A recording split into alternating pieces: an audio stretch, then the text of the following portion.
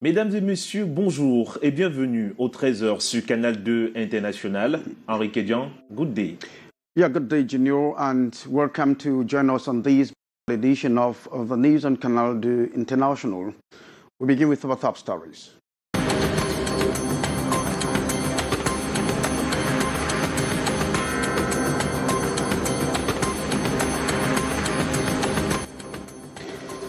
Renowned modern traditional doctor Edward Dewa is dead. The acclaimed researcher in pharmacopoeia died yesterday in a conventional medical facility in Douala. Laurent Gbagbo est libre. Le dossier ouvert il y a 10 ans contre l'ex-président ivoirien et son allié Charles Blé Goudé devant la CPI est définitivement refermé. Accusé pour crime contre l'humanité, l'acquittement de Laurent Gbagbo a été confirmé hier, mercredi, par la Cour pénale internationale. On en parle dans ce 13h où nous irons vivre cela au domicile de Simone Gbagbo, son épouse. And Cameroon gets 15 newer medicated ambulances to reinforce the fight against COVID-19 as the excruciating virus mutates to something else. Well, those were our top stories. The news is yours in a split second.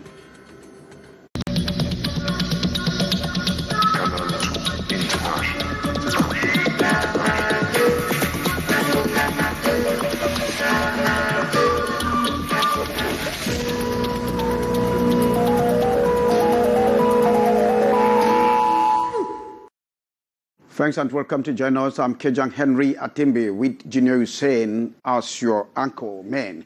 Junior, good day once more. Good day, Henri Kédian. Avant d'entrer de plein fouet dans ce journal, rappelons que vous pouvez nous suivre en direct sur notre page Facebook en tapant seulement Canal 2 International ou sur notre compte YouTube en tapant Canal 2 International. Et l'actualité, c'est en religion. Et oui, jeudi saint sur l'ensemble du triangle national. Ce jour, lors de la messe chrismale célébrée à la cathédrale Saint-Pierre et Paul de Douala, la lutte contre la Covid-19 était au cœur des échanges.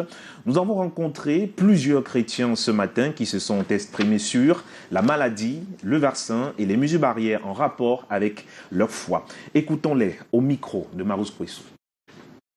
Cette interdiction n'a pas trop d'importance sur mon engagement par rapport à mon Sauveur et Seigneur Jésus-Christ, parce que la Bible déclare que si l'Éternel ne veille pas, celui qui veille en vain. Celui qui veille, veille en vain. C'est vrai que les autorités nous ont demandé de ne pas être groupés et de prendre certaines distances, oui, par la maladie qui court maintenant qu'on connaît, Covid-19. C'est vrai, mais ça n'a aucun effet sur notre engagement parce que c'est l'Éternel qui veille sur nos vies. Et la semaine pascale, c'est une semaine que chaque personne et chaque chrétien doit savoir que Jésus a payé le prix plus fort pour lui. Et chaque chrétien doit faire ce qu'il a à faire vis-à-vis de son Dieu et respecter les mesures barrières. Les mesures barrières, c'est-à-dire le port de masque, le lavage des mains et tout ce que ça comporte. Je crois que c'est d'abord des mesures personnelles. Chacun peut faire son chemin de croix à distance, mais puisque c'est une mœurs, c'est une coutume de venir en groupe. Donc la distanciation est bien, mais certaines mesures ne peuvent pas toujours être appliquées. C'est comme au marché, on ne peut pas dire de ne pas se frotter au marché. Donc à mon avis, des dispositions comme celle-là méritent encore d'être mûries avant d'être appliquées. Je crois que dans des milieux comme l'église, on peut prendre des dispositions parce qu'on est assis, mais lors du chemin de croix, on marche. C'est un peu plus compliqué. Je ne crois pas déjà que ça peut avoir un effet sur ma foi pendant ce Triduum pascal. Non, parce que la foi, en fait, ne se manifeste pas simplement quand on est dans un groupe, quand on est en groupe, quoi. Ça se manifeste déjà. Il faut avoir sa foi interne en soi et pouvoir, je sais pas, et pouvoir la garder sincèrement au fond de soi-même. Mais effectivement aussi, comme on le reconnaît, le Seigneur dit, là où vous trouvez 2 ou 3 personnes, je suis parmi vous. Ça veut dire que déjà aussi à l'Assemblée, il est aussi présent. Je crois qu'il est même plus présent quand vous êtes dans cet environnement-là que peut-être. Mais la foi, en fait, il faut toujours, quel que soit, même si vous êtes au désert, il faut toujours garder votre foi. Et nous en parlions en titre tout à l'heure, Laurent Gbagbo acquitté définitivement par la Cour pénale internationale. La CPI a donné raison au juge de première instance qui avait déjà acquitté l'ancien président ivoirien en 2019. Laurent Gbagbo est donc définitivement libre, tout comme son bras droit, Blé Goudé, depuis le 31 mars 2021. Je vous propose de vivre en images, bien sûr, l'ambiance au domicile de Simone Gbagbo, épouse de Laurent Gbagbo.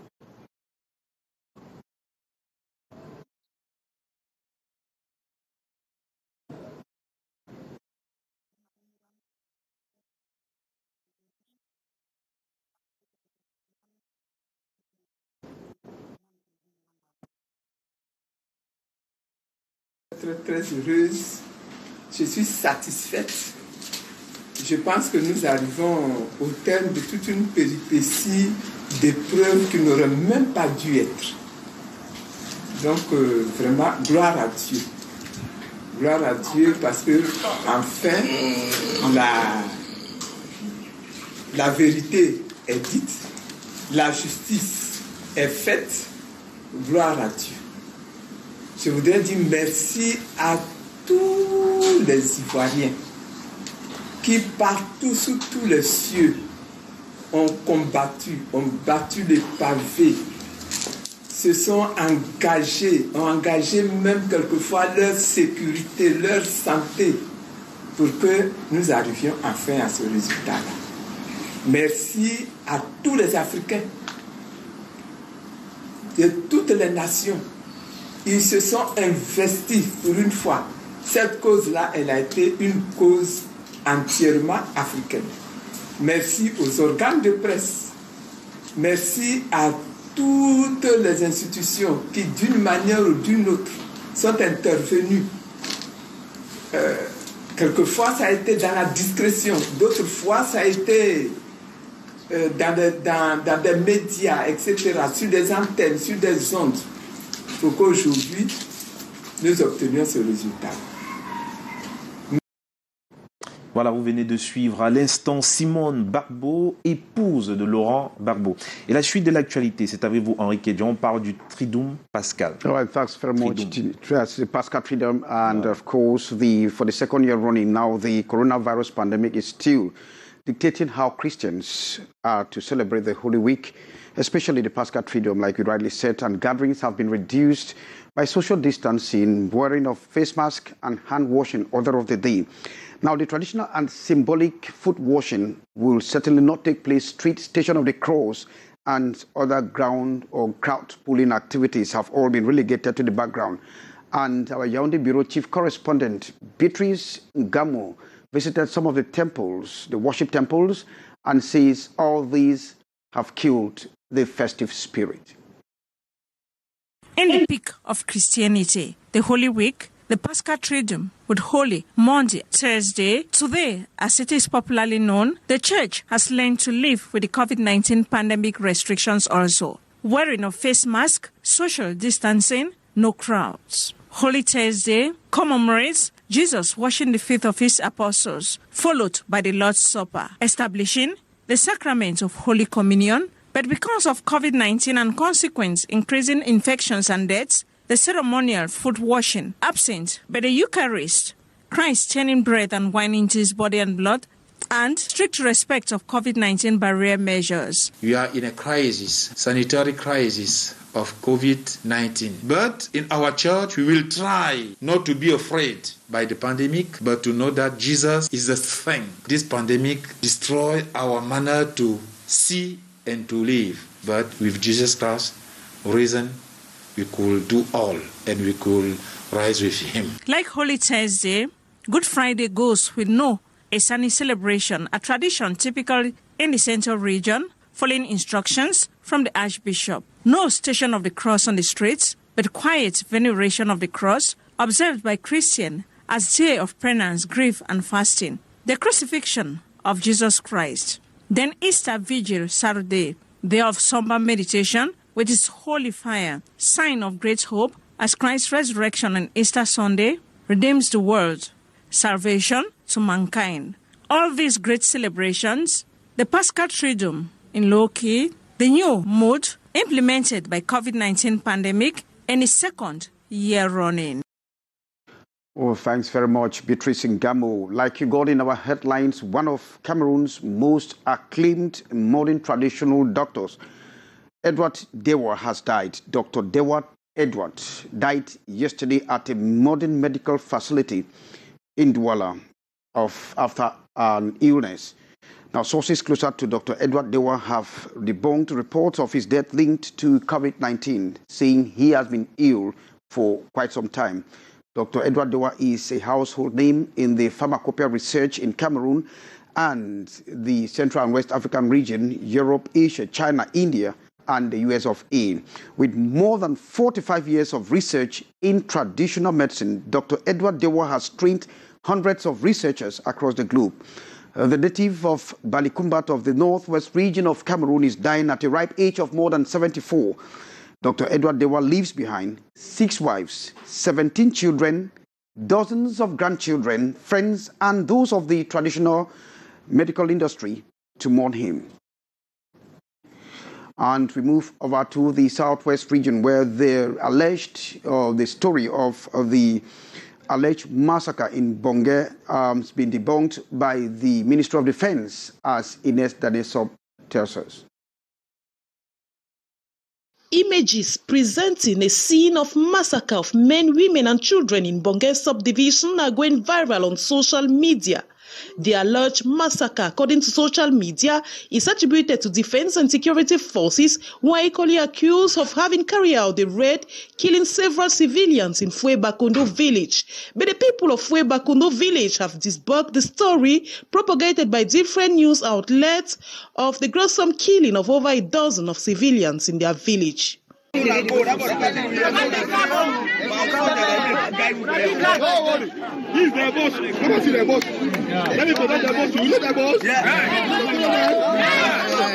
Meme Senior Divisional Officer Chambellan Tundong visited Foué-Bakondo village to verify the authenticity of the story. After what circulated to the social media, there was a massacre in the village. All of us witnessing, all the population are saying that it was only those who used to disturb them in the village. 5 of them were killed. That day, what happened was that during the operation, they were supposed to do the general checking of the houses. The general checking of the houses had been done, but the population were standing outside. And that is why, to avoid shooting coming left and right, they asked them to lay down. And later on, after the general checking, they sat and they discussed with the brothers and sisters who are military. It is exactly what happened. An occasion for Foué-Bakondo locals to decry the atrocity perpetrated by separatist fighters. The senior divisional officer of Meme, the father of the whole Meme division. The people of Foué-Bakondo has called on the government to strive for peace to return in their village. Thanks very much, Ines Daniel Undwambala. And back to Yaoundé, where the Cameroon has received a consignment of ambulances aimed at reinforcing the fight against COVID-19. The facilities were handed over to the Minister of Public Health, Madaola Malachi, by the resident representative of the United Nations Development Programme, and is financed by the Islamic Development Bank. The ambulances will be distributed to health units across the country for quick response to COVID-19 cases. You tell us more, Hyacinth Chair from Yaoundé.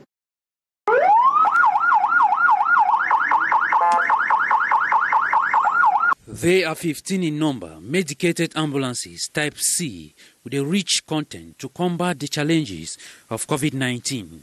The ambulances category C are fully equipped ambulances for intensive care.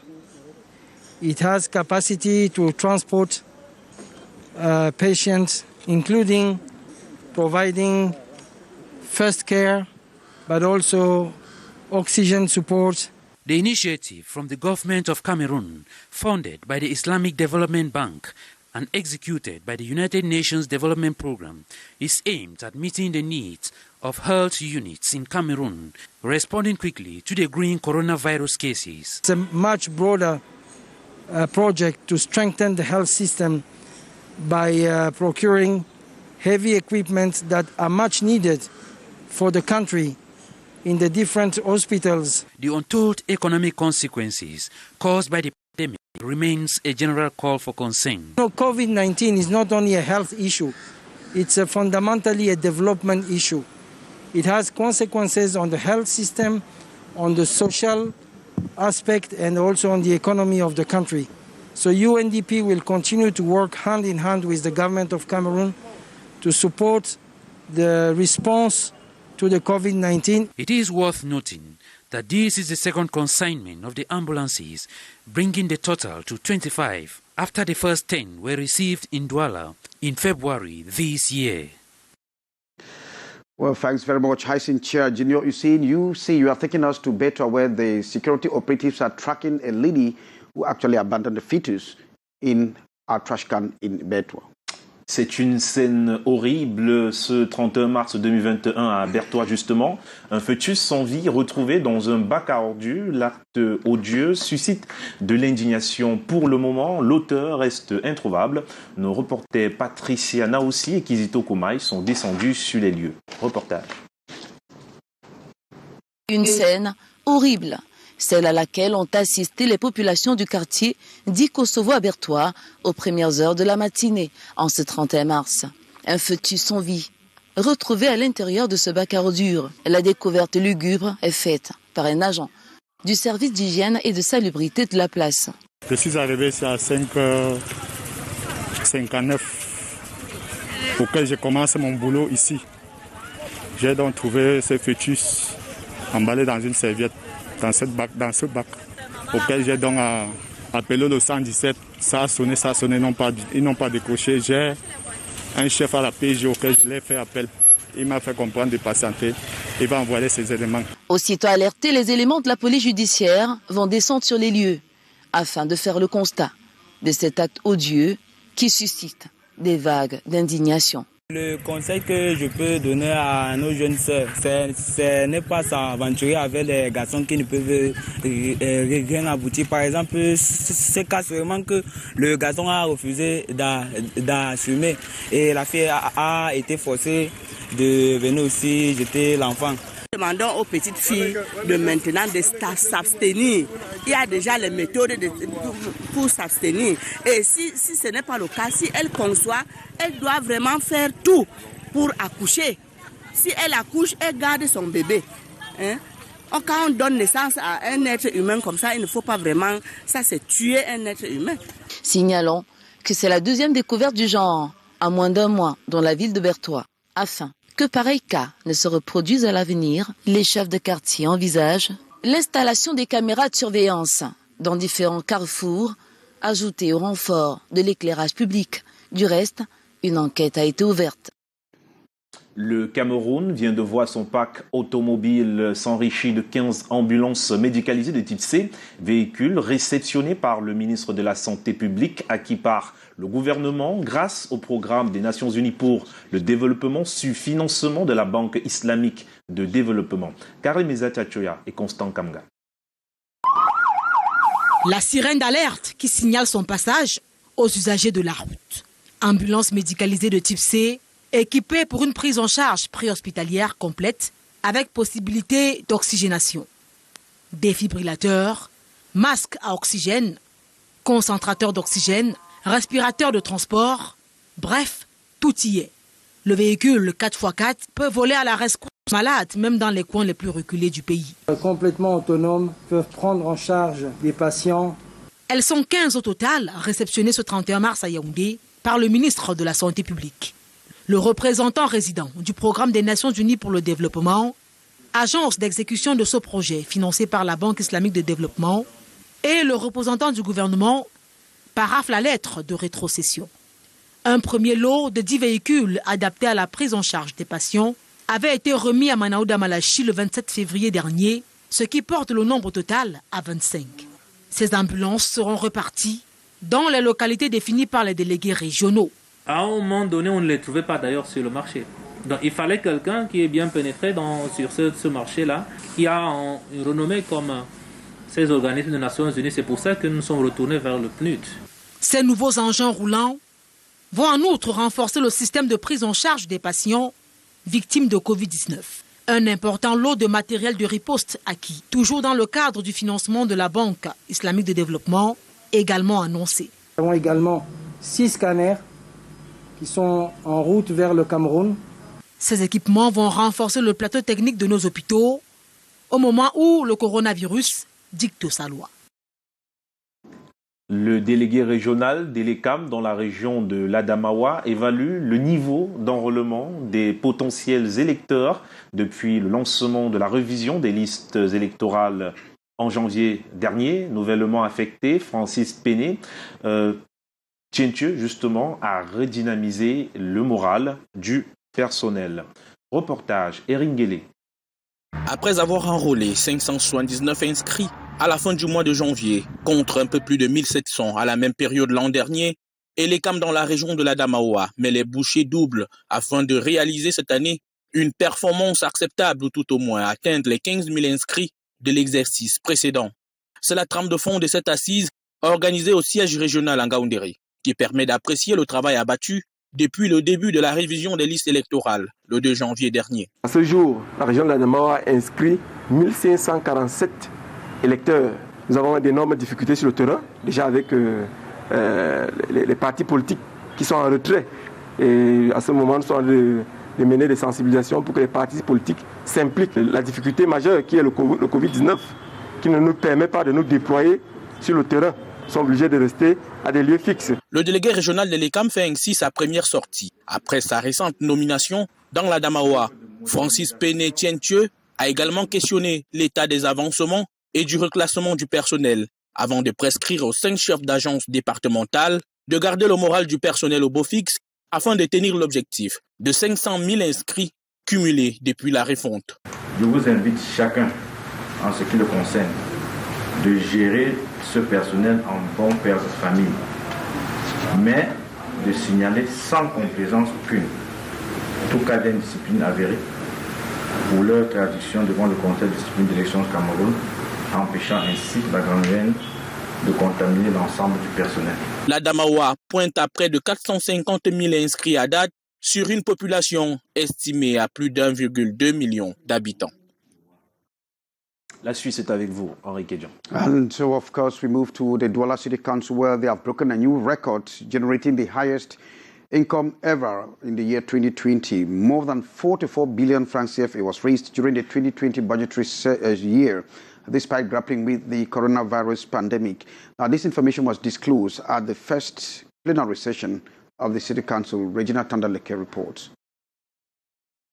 44,108,827,280 francs is the amount of money realized by the Douala City Council for the 2020 financial year. Spending stood at 43,706,629,000 with a surplus of more than 2 billion francs CFA, given a budget execution rate of 98%. Meeting at the first plenary session that held on Wednesday, March 31st, 2021, councillors described the total amount raised as record-breaking, as it is the highest ever raised by the council, despite in the heart of a global pandemic, the COVID-19.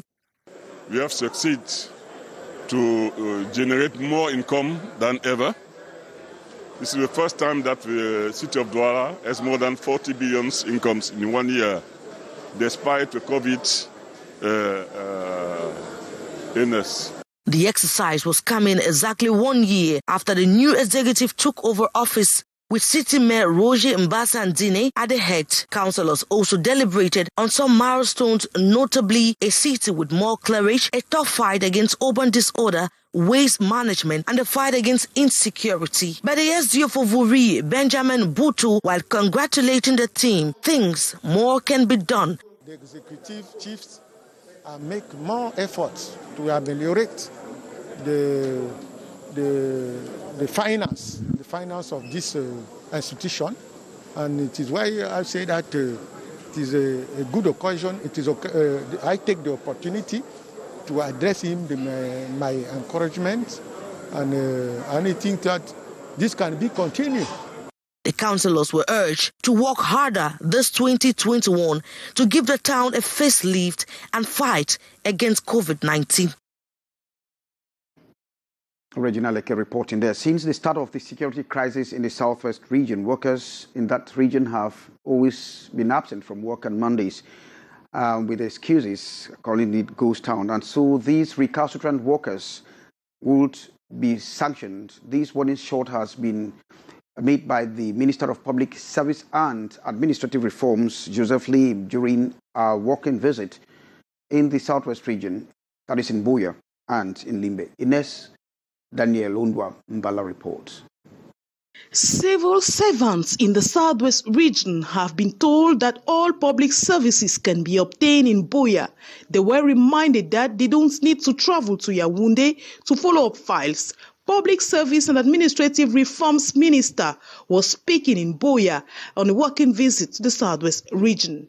We have been denaturalizing many of them, 14 over 16, which means that a user who is based here in Buea, who is a civil servant, is not obliged, is no more obliged to go until Yaoundé. In a meeting grouping civil servants in Buea, Minister Joseph Lee said out of 16 services which used to cause civil servants to leave their workplaces for Yaoundé, 14 are henceforth operational in the southwest region. Issues like human resources development and career management, competitive entrance examination, sanctions, amongst others, were discussed during the minister's visit. Minister Joseph Lee equally handed down firm instructions to Southwest Governor Benau Kaliabilai to severely sanction recalcitrant civil servants. Because of the coronavirus pandemic, many of them do not come at the cost of duty. It's not good because they don't come to work, but they still get their salary. I would like to tell them that this must stop. The Minister of Public Service and Administrative Reforms ended his visit in Limbe as he inspected a building which henceforth will host competitive entrance examinations in the southwest region. Well, thanks very much, Ines Daniel Undwa-Mbala Junior. You have very quick information on sport. Avant de refermer ce journal, rappelons que la Coupe d'Afrique des Nations au Cameroun aura lieu du 9 janvier au 6 février 2022 et le tirage se tiendra le 25 juin 2021. Voilà donc qui fait l'essentiel de l'actualité sur Canal 2 International cet après-midi. Prenons rendez-vous à 19h50 avec Michael Tiptio, Henri Kedjan. Goodbye. Well, of course, thanks very much for having watched this edition of the Bilingual News, in which we got information of the death of one of Cameroon's most acclaimed modern traditional doctor, Edward Dewa. May his soul rest in peace. From all of us, it's goodbye from me.